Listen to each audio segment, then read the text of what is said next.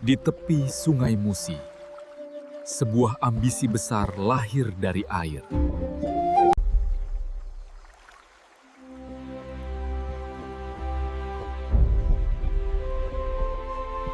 Ayo, lihat ikan segar ini. Harga bersahabat. Yang itu berapa harganya satu? Saya tawar setengahnya. Aroma kekayaan kita, ini akan mencapai pasar yang jauh. Semoga berhasil, Baginda. Tapi laut itu berbahaya. Rakyat kita puas, Tuanku.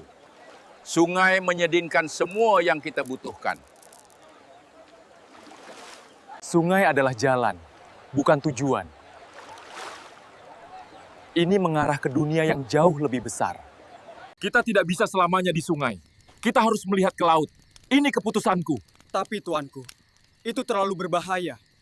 Kita adalah kerajaan kecil, merasa puas. Tapi kepuasan tidak akan membangun kebesaran. Laut adalah kuburan bagi kapal-kapal. Perahu kita tidak dibuat untuk perjalanan seperti itu. Kalau begitu, kita akan membangun yang lebih kuat.